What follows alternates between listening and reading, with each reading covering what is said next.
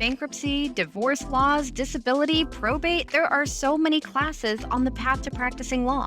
Unfortunately, most schools fail to instruct you on the business of law. This is Solo De Facto, a show dedicated to discovering the success secrets that exist in the reality of running a solo practice. My goal is to find the one thing that separates each guest from the rest to give you practical solutions to create a thriving firm. Solo De Facto is sponsored by Back Office Betties, trusted virtual legal receptionist. Welcome, everyone. I'm happy to be here today with another episode of Solo De Facto. Today's guest is founder and CEO of Trusty Oak Virtual Assistant Services, Amber Gray. Welcome to the show. Hi, thanks so much. All right, let's get right into it. I am just going to straight up and ask you, what's the one thing that you wish attorneys knew about running a successful law firm? Yeah, the one thing for me is that I think that we should spend more time focusing on creating systems for delegation and communication. And honestly, I see, a lot of solopreneurs, small business owners, they're focusing a lot on operational processes like billing and client intake and marketing, but a lot of times there's no forethought to setting up a system that's going to help you work more efficiently with someone else. If you're delegating to a contractor or an employee, having some systems established so that it kind of gives some guidelines can really increase efficiency, which is the other way we reduce costs.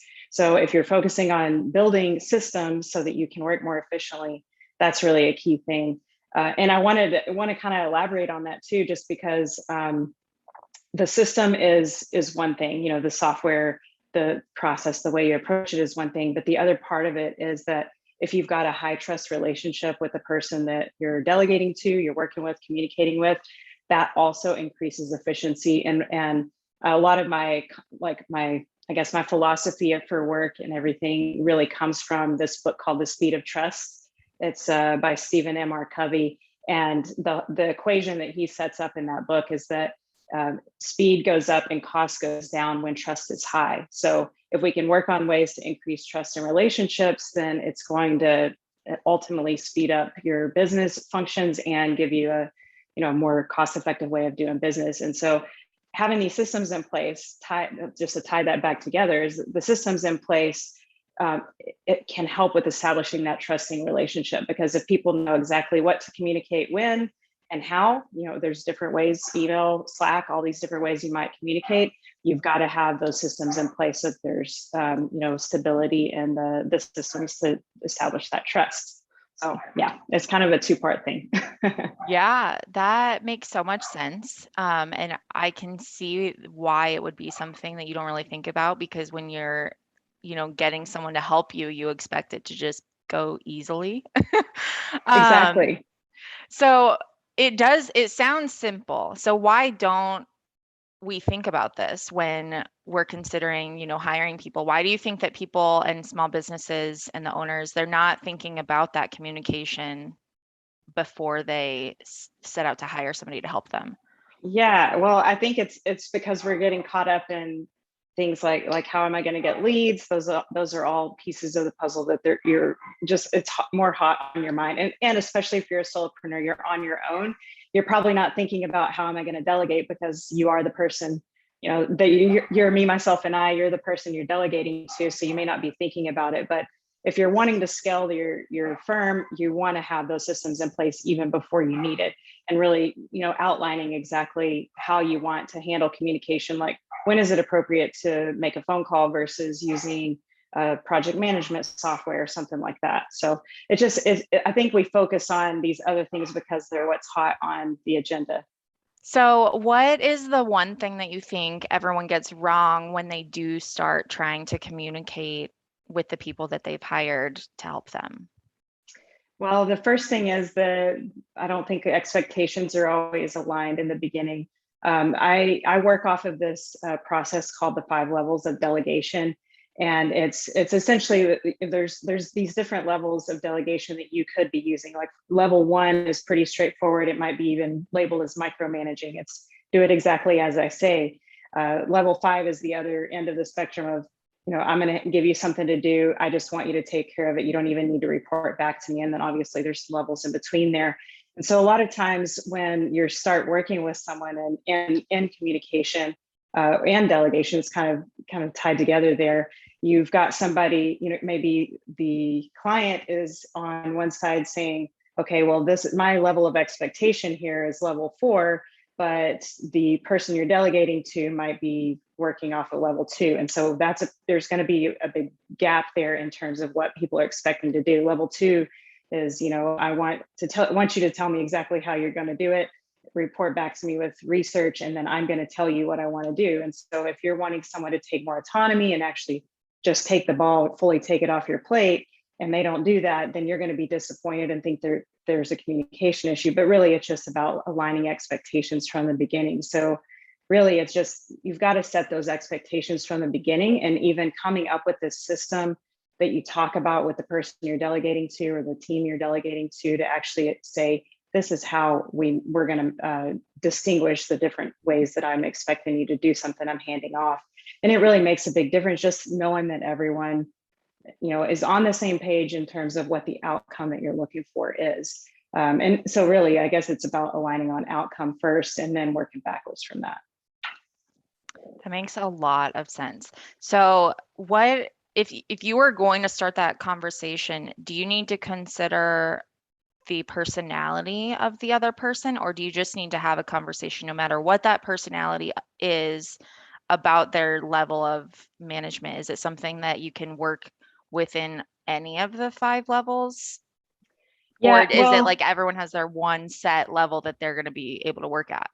I think a good worker is going to be able to be flexible between the different levels. I mean, level 5 is really, to me, that's a level of delegation that you would really give to someone like your COO, for example, like somebody that you're hiring that you really need to fully own the outcome, the process, every piece of the puzzle. So it's not always appropriate to strive for level 5, if that makes sense. So as far as personality goes, I think it's something to consider, because we all think different, communicate different. I mean, some people talk fast and they're really direct and they're, they don't really like small talk, while other people might really value having opportunities for it to be more than just down to business, and to be able to actually get to know someone a little bit more, maybe warm up in the conversation. Other people, like working with our clients and our virtual assistants, we see sometimes where a client will come in and say, I really want somebody that's going to tell me if I'm doing something wrong. That's a lot to ask from a virtual assistant, but at the same time, it isn't, because a VA could recognize something that needs to be done in a certain area, make a recommendation. Actually, don't do it that way. I've seen it worked better this way. So it is a little bit of give and take in terms of personality, and you want to have a good understanding of what communication style works best for someone. But I don't think it means that you really only work well with a certain type. It's just good to understand those differences in each other before you dive in. Yeah, it's funny. So I actually started working with Back Office Betties initially as a virtual assistant. Oh, cool. I met Emily on a Facebook group. I don't know if you know that I'm also in Austin. I know you're in Austin. And so I met Emily on a local Facebook group that she was looking for a VA, and I had just started my VA business. Like, this was almost 3 years ago. And I had all of these ideas that they were things that she didn't consider, when I'm looking at it as a completely different person from what she's looking at. And so then I had all of these new ideas for the ways that things could happen. But then I remember her telling me that she thought that hiring a VA was going to be taking things off of her plate and giving her more time. But it actually felt like, because of all of these new ideas and things, that she had all of these new to-dos, that it basically evened out. But she's getting more done because somebody's helping her, but it felt like she wasn't, because our communication wasn't set up like that.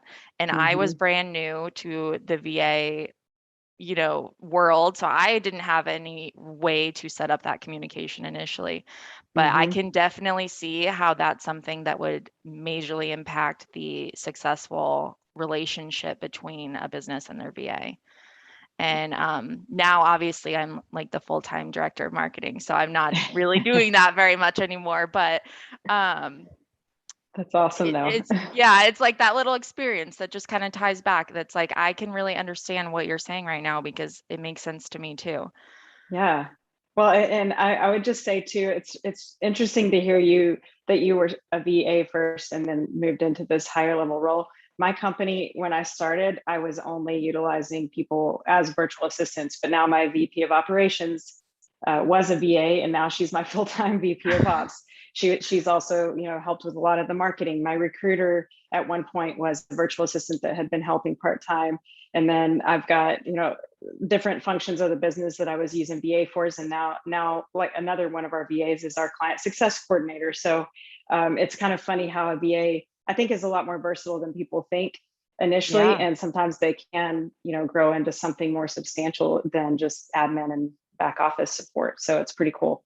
Totally. I think the really cool thing about it is that, well, for me specifically, when I started doing VA work, I was just kind of dabbling, trying to figure out what it was that I even liked doing, or I knew what I was good at, but I didn't know what I was going to like offering to people. And Emily was the first one to really throw marketing at me. And so then, I realized I'm good at this and I love it.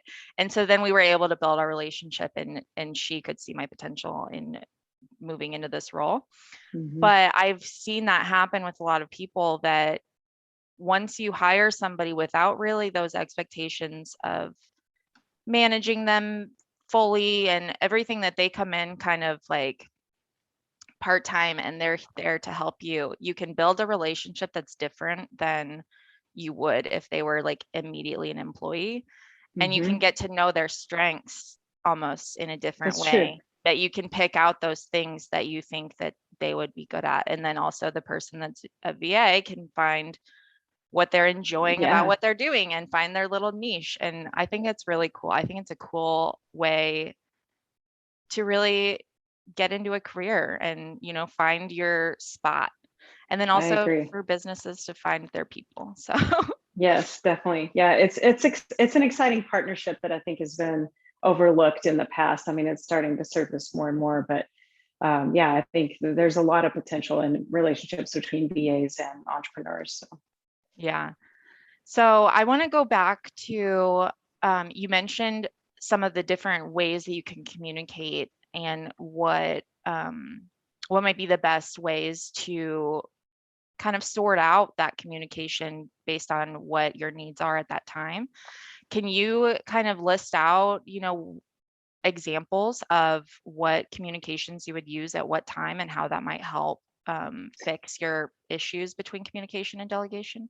Yes, and I can provide a visual if that's something that you want to include in the notes or something like that. But I have a tiered communication system. I don't have a fancy, cute name for it. I'm just calling it tiered communication system, but it's essentially set up like a pyramid where the things at the top of the pyramid are it's a communication method that you should use less frequently and only when there's some urgency. And at the top of that, that's text messages, and actually if it's a phone call, it's not a scheduled call, just picking up the phone, calling.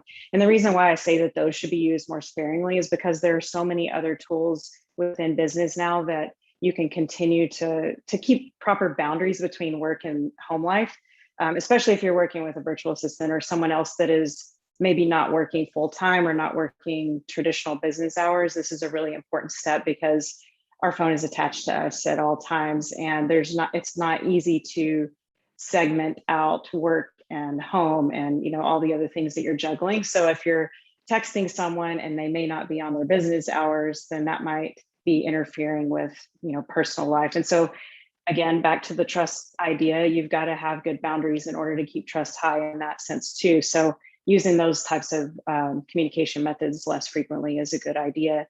Kind of working our way down the pyramid. Slack is a better way. You can still have the same feel, as text, and really you can call through Slack as well. But this is good because you can set do not disturb. you can set a status to show that you're available. If you're on your lunch break or walking the dog, or if you actually are available to take a call, then it's okay for it to be more impromptu. And so I always say use Slack for things like quick exchanges of information that does need to be synchronous. Don't assign tasks through Slack. I've tried that, done that. Lots of things get lost if you're putting, tasks into a Slack chat just as you're thinking about it. Can get lost, especially if it's there's a lot of communication happening. So kind of some best practices in terms of the way to use Slack, but I think it's a really useful tool for teams because you can turn it on and turn it off and decide if you want it on your phone or just your computer, and kind of just be able to have a little bit more guidelines around what's expected in terms of how to use the tool.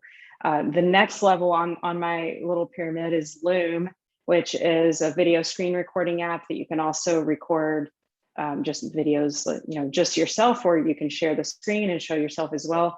And I use this tool. I've been using it all morning already. It's just something that I've worked into literally every process, every part of my business, whether it's checking in with clients, whether it's, updating someone on a phone call that I had, and I don't want to type out a big long email. It's just something a little bit more efficient.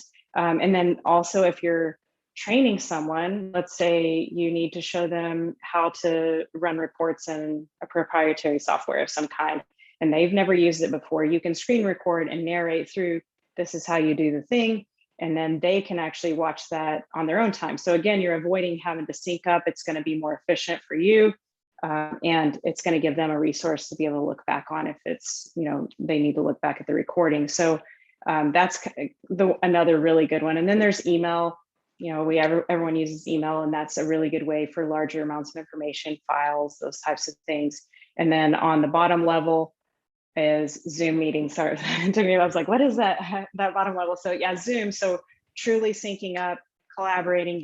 Those are the times that I always say, you want to always have an agenda if you're scheduling a meeting, and make sure it's scheduled in advance so people can come in prepared. You can make it an efficient collaborative time and move on to getting other things done. So those are the levels or the tiers that I really think are important when you're establishing a system, thinking about those different tools that you want to use, deciding which ones, and then sharing with the people you're working with how you want them used, because it's real easy to cross the lines, especially with something like Slack. It can start getting out of hand pretty easy if that's the go-to for everything. So having the guidelines and some way of directing people how to use the tools is really important in the piece too. Yeah, I love that, and I would love to see that visual. Yeah. And then I can add it to the show notes for everyone listening, because I'm sure you're all curious too. Perfect. But back to the Slack thing, it's so true because things move so fast, and there's not really, we don't use Slack at Back Office Buddies. We use something else that's very similar. Mm-hmm. And there's not, at least with our program, there's not a good way to like flag something as like, I need to come back to this, or I need to do it. And I literally, right before this call, figured out that I could do that in my email, where I can flag things with different tags of like creating to-do lists that I can like sort things by the tags. I was so excited because I was almost drowning. I was gone for bereavement leave for like a week, and I was almost drowning, in the stuff that I was being asked about or asked to do or follow-ups to do or all these things. And so today, learning this, I'm like going back through, I'm like, oh, to do, and then I can sort it all. Like, that's amazing.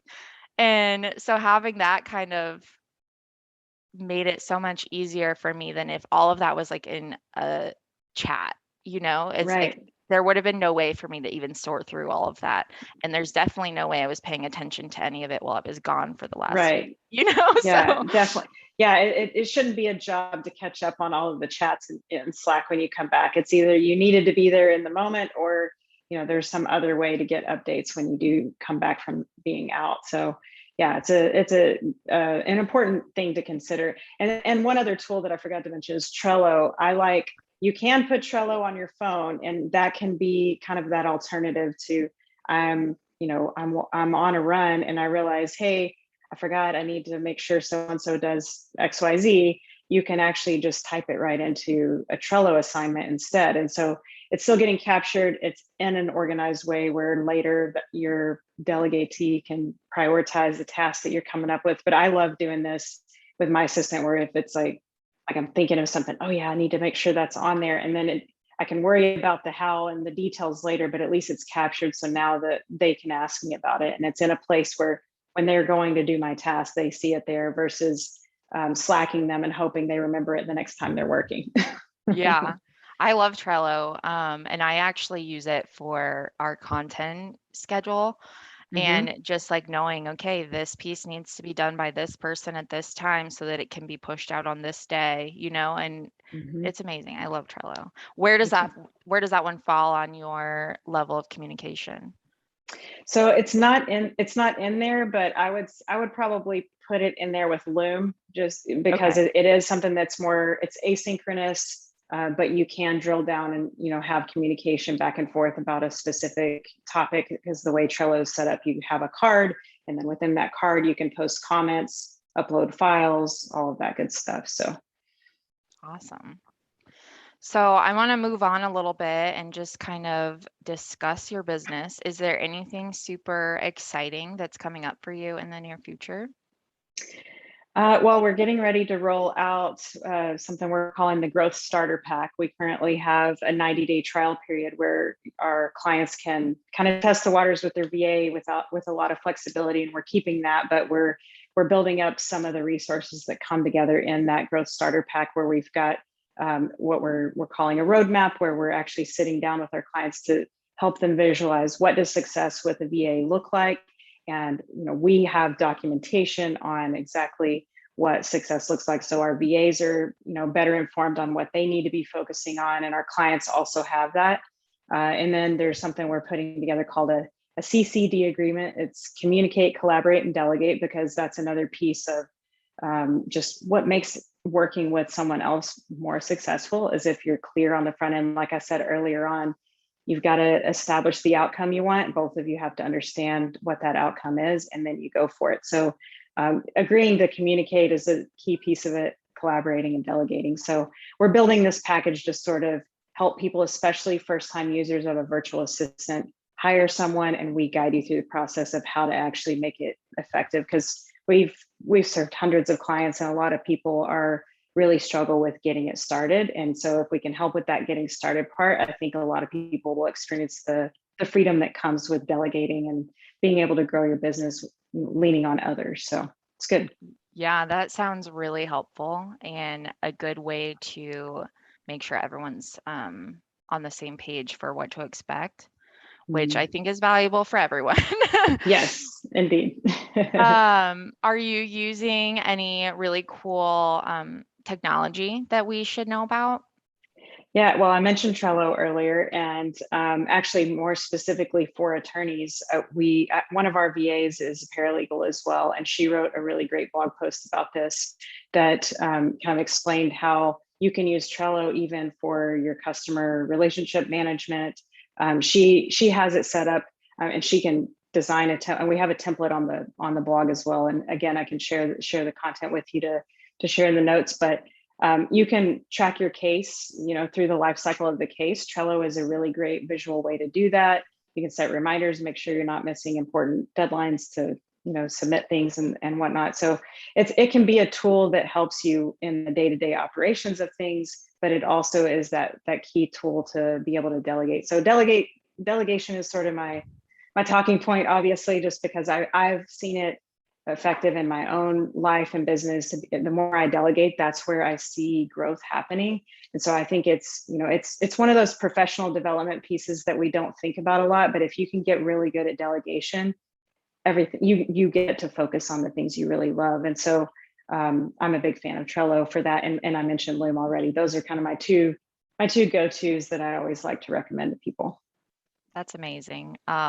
Delegation is life-changing, and when you're a perfectionist like I am, it's really hard to get there. It But is. then you do it and you're like, "Oh my gosh, why didn't I do this sooner?" Yes. All right. So now I need to ask, how did you even get here? How did you get into the space of virtual assisting? I want to know, your life story Yeah. that brought you here. Yeah, it's a wiggly, windy road for sure.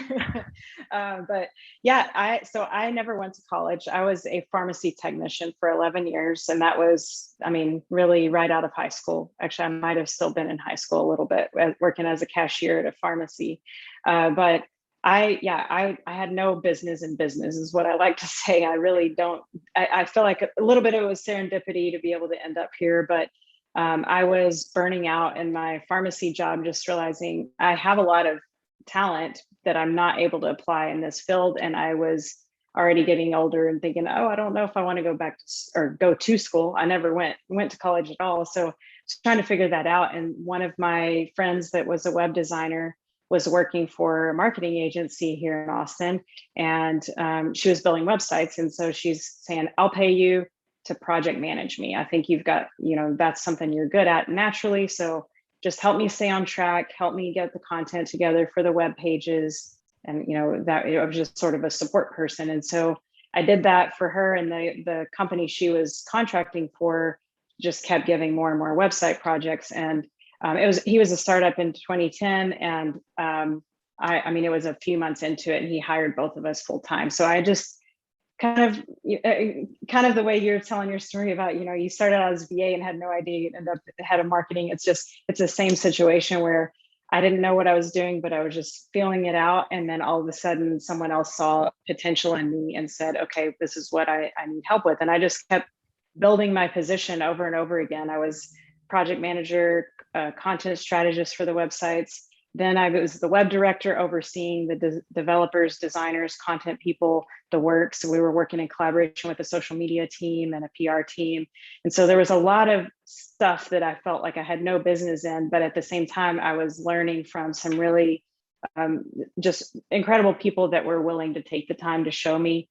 And so I really have to give credit to that opportunity for sure. I would have never started a business, but as I continue to grow, I ended up VP of operations my last year there, and just started feeling, again, just that angst of like, I feel like I could do more and I'm feeling a little stuck. I've been there 5 years.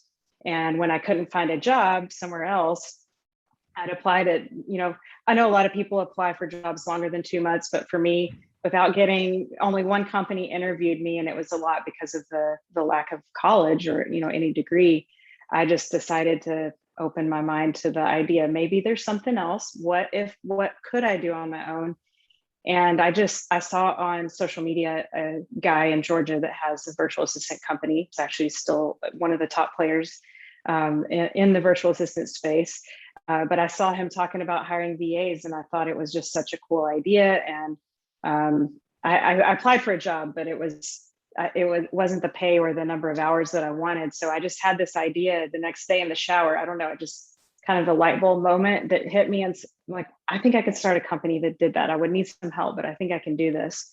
And so I went for it. I think I was just very desperate to do something different. And so I was in a position to be able to take the financial risk. So I bootstrapped the whole thing. I didn't borrow any money.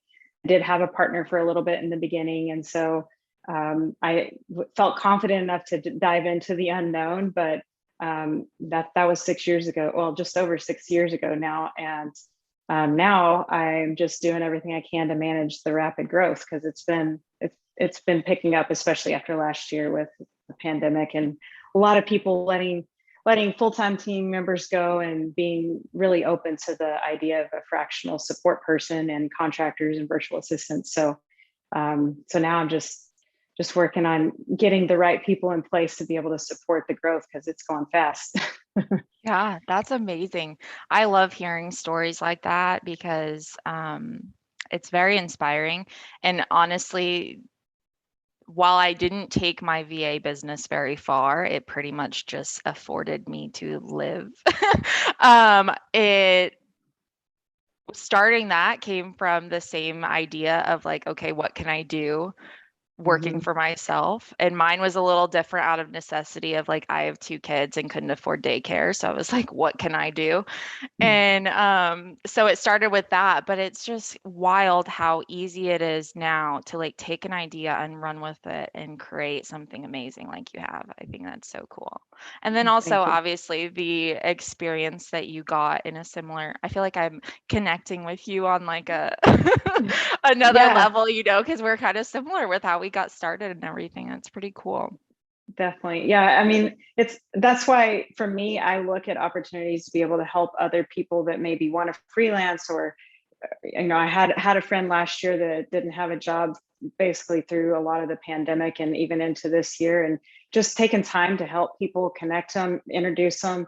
I mean, that's how I got where I am. So I think it's really important to just look at those around you that may be still searching for their dream job, or maybe they do have an idea, they want to start a company. It's important to have those mentors in place. And so again, I give a lot of credit to my mentor, Rusty Shelton. He was the one that had the company that I left, and he helped me get started with Trusty Oak. And so I'm really grateful for that.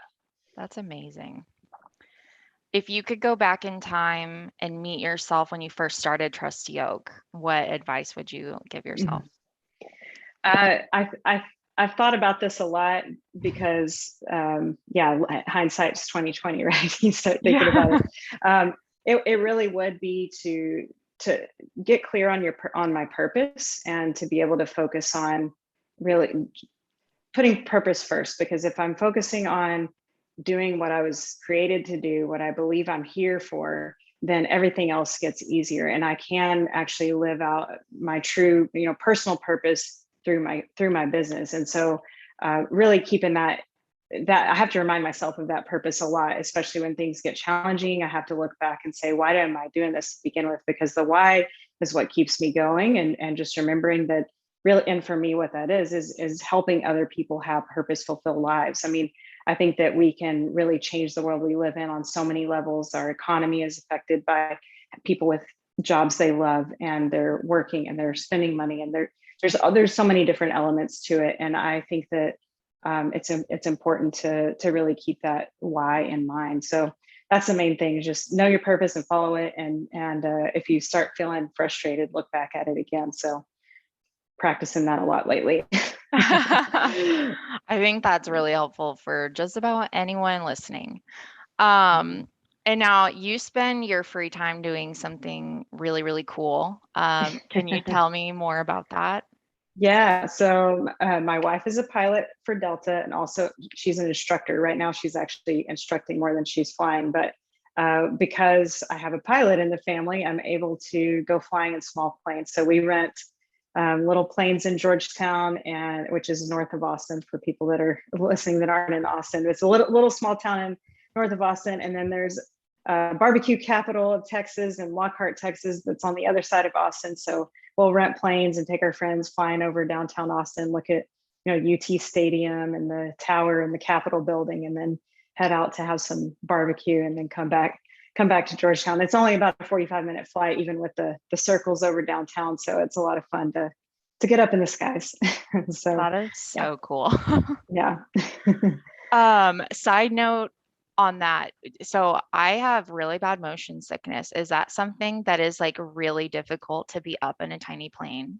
If in the circular motion, yes. One time we went in a glider, which has no engine, just really long wings, and you're connected to a small plane by a rope, essentially, and you have a lever. So they pull you and take you up into the area where the lift is working enough to keep you up, and then you release yourself from the plane that flew you up in the air, and then you glide back down. Well, the way you stay in the air, you have to keep circles going. So and I have a little bit of a motion sickness problem too, and I didn't realize that's how you stay in the air in the glider. And so I'm like, oh, I'm getting sick, we've got to go down. Like, okay, well, that's how we stay up here. That sounds awful. Yeah, so maybe 1 or 2 circles, and then you need to just keep things flying straight if you've got a motion sickness.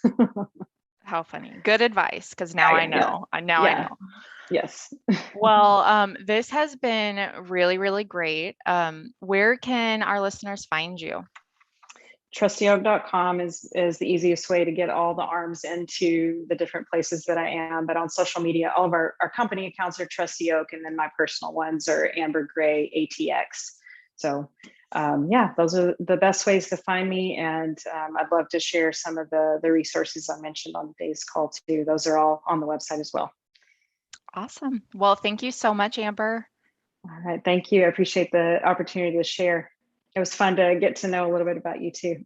Yeah, definitely. And to everyone listening, if you learned something or enjoyed this podcast, please share it with someone else who might get some value from it. That is it, and we will catch you next time. Thank you for joining us for today's show. For more information, visit our site at solodefacto.com. And remember, smash that like and subscribe button on your favorite podcast app.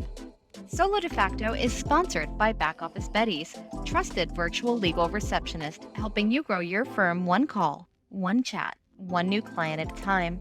To discover how they can help you grow your firm, head on over to backofficebetties.com and mention the Solo De Facto show for an exclusive listener offer.